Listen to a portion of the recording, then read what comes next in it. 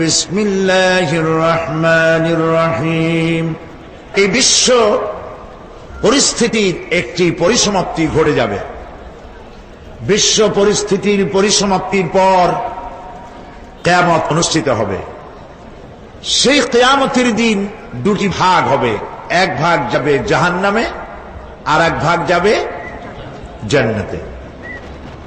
এখন এই জাহান্নামটা কি ধরনের হবে সে সম্পর্কে কোরআন বলছে, ইন্না জাহান্নামা কানাত মিরসাদা।